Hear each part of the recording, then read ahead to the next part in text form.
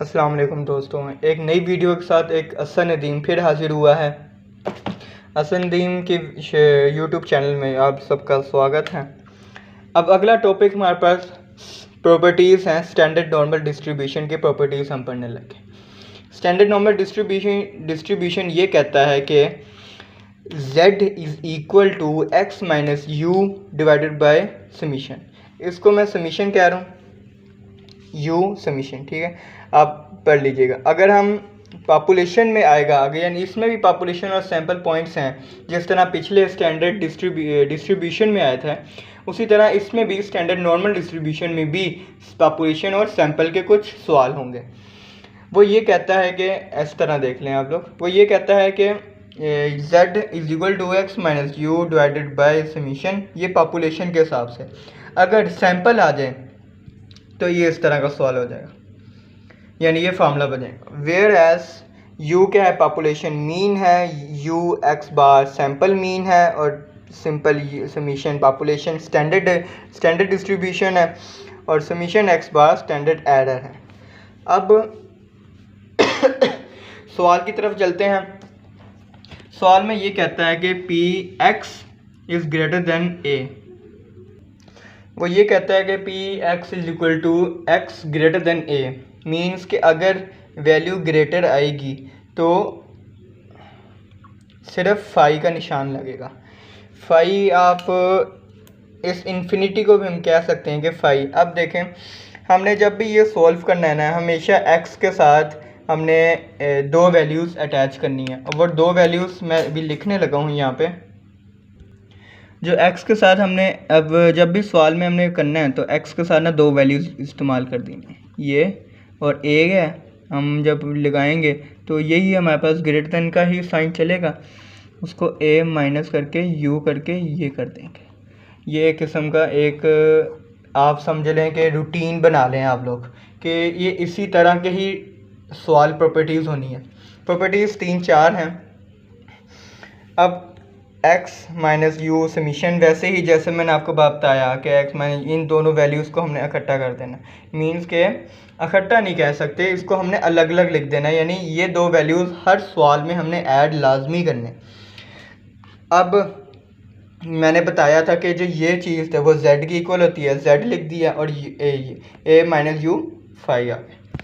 अब जब p को z के साथ हम करते होते हैं तो ये फाई का निशान बन जाता था। ये प्रॉपर्टी कहती है कि अगर z ग्रेटर देन होगा तो z फाई बन जाएगा, और a माइनस यू, ये a की भी वैल्यूज़ आपको गिवन होंगी, u की भी और होंगी, और पाई की भी गिवन होंगी।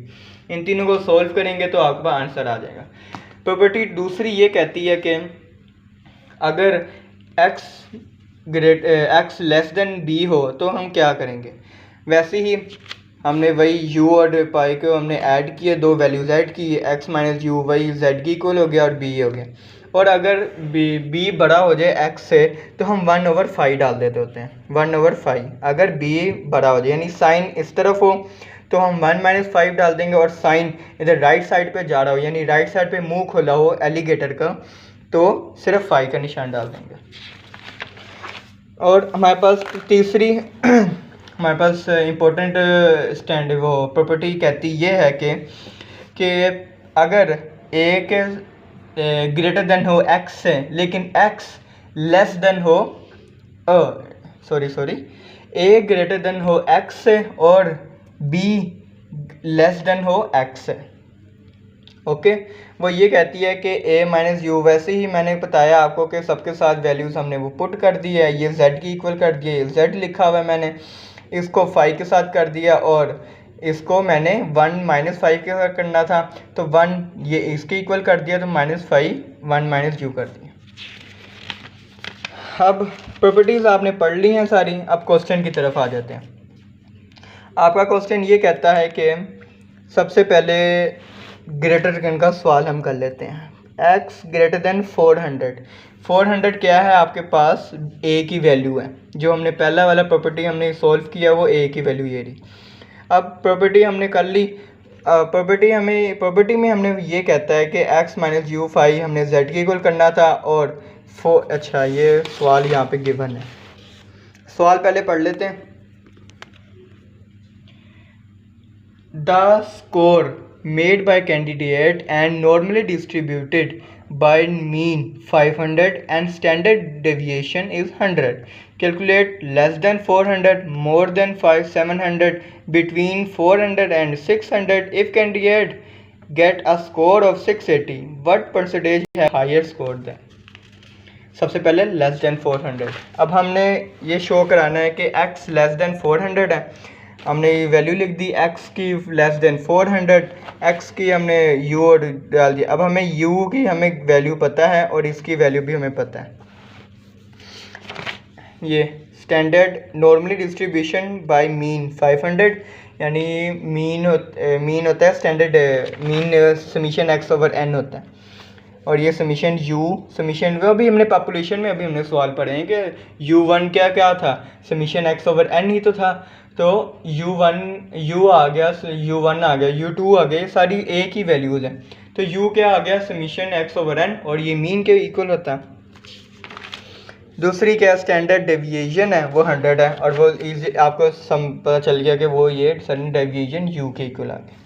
z आ गया 400 माइनस 500 डिवाइड बाई 100. इनको जब सोल्व किया, अब देखें ये लेस देन था. लेस देन मैंने आपको बताया कि less than minus one over हमने पाई की तरफ जाएंगे. तो हमने लेस देन पाई ओवर 4 किया तो माइनस 100 ओवर 100 आ गया. इसको जब सोल्व किया तो पाई के हमने ना ये टेबल होंगे, वो टेबल भी अब मैं शो करवा दूंगा. तो वो टेबल के ज़रिए ही आप सवाल आंसर नहीं दे, ये पेपर में इजाज़त होंगे आपको कि आप ये टेबल लेके जा सकते हैं. उनको बस दिखाइएगा कि ये टेबल ना हम लेके जा रहे हैं और कुछ भी नहीं लिखा हुआ उसके ऊपर, तो आप ये टेबल हमें अंदर लेके जाने दें और लेके जाने देंगे. जब हमने सोल्व किया तो 0.15866 आ गया.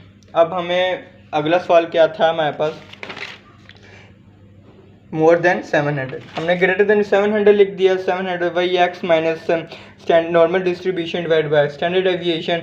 इसको जब सोल्व किया तो 700 minus mu over 700 minus mu over ये आ गया.